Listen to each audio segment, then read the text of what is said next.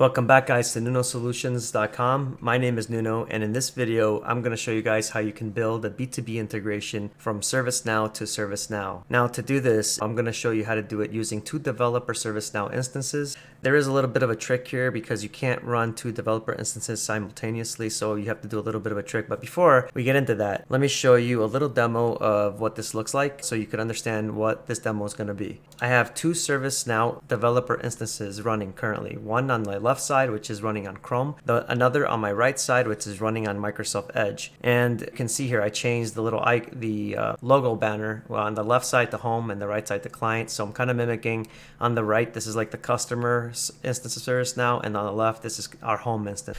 So the requirements for this integration is the client wants to be able to create an incident in their instance of ServiceNow, and then when it's created, they want to send a message via API calls directly to the home instance and have that incident create automatically in the home instance.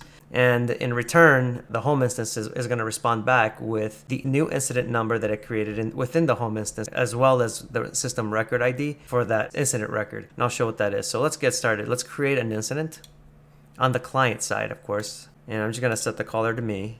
I'm just going to put, this is the client instance incident in the short description.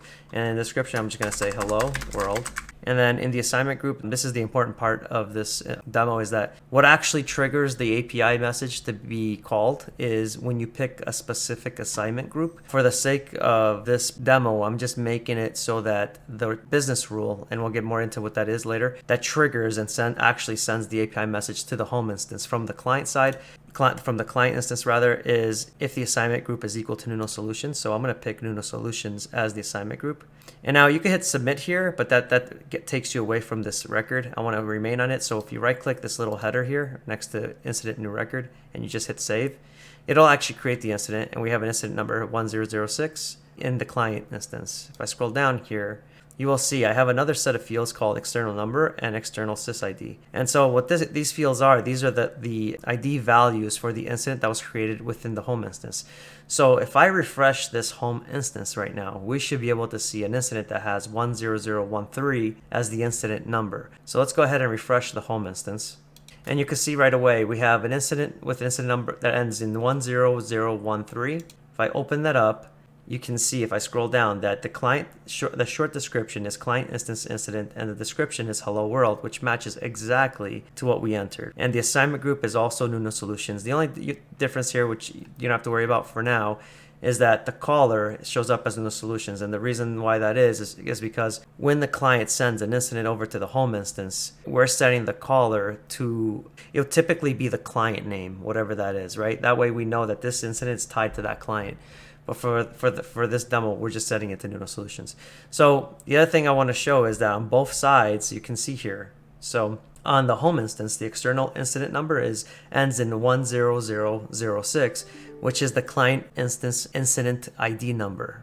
And within the client instance of ServiceNow, the external number ends in 10013, which is the incident number of the incident within the home instance, as you can see right here. So another thing that this integration has to do is if somebody updates the short description, let's say, for example, I'm in the home instance and I think they made a mistake here and I want the hello world to have 3 exclamation marks like that. I'm going to go ahead and save that. And if you look over on the right side of the client instance, auto refresh, you can see this little blue icon says this just indicates that the field has been modified.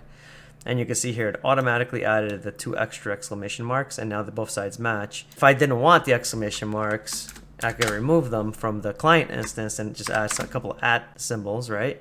And just say Nuno, right? And now I'm going to right click this and do save, right? And you'll see on the left side in the home instance that updates automatically. So that also works with the short description, and I'll show you that as well.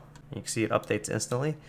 And then the other thing that we can do is if we scroll down to the bottom into the notes tab, right, of both of them, right, we can add, so by default this is set to work notes, right? So if you uncheck this, you'll see additional comments, which is these are customer visible notes. So if I add some comment here, I'm just going to say Nuno Solutions. Doesn't really matter what we say here. And I post this. we should see it appear on the left side. And so we're posting it, and you can see it right here, Nuno Solutions comment. So you can see that the created by user is Nuno Solutions. This is technically the name of the caller. And this right here is the username that I'm logged into the client side with. So if I was logged in with Nuno account, right now I'm logged into with my admin account, which is the default admin account in the ServiceNow developer instance. But if I logged in with, I created a different account that was called Nuno Pereira, for example, I could actually log into this developer instance with Nuno Pereira. And if I come in here and add a comment, instead of saying admin, it'll say Nuno Pereira. So that's why this is here. This is basically the created by user who created the comment from within the client instance. So you could also, from the home instance, do the same thing. This is a comment from home, right? Making sure that I have customer visible and a customer visible note, and you can see it appears right here right away.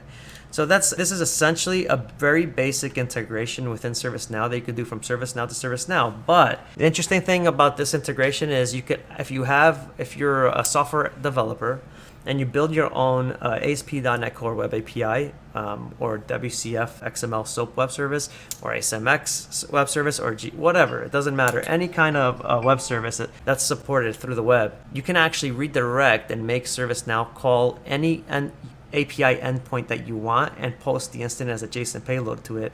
And then from there, if you have control over your own web API, you can consume that JSON payload and make it do whatever you want to do. I actually just did exactly this. Where I had a customer that was integrated from ServiceNow to ServiceNow, and I had to integrate them. They had ServiceNow, we didn't. We had Surewell, and I had to integrate them directly with Surewell because this is a new customer of ours. And the integration worked virtually the same. Okay, guys, so this is the demo. Thanks for watching, and what I'm gonna do is post shortly another video that actually shows you how to create the client instance.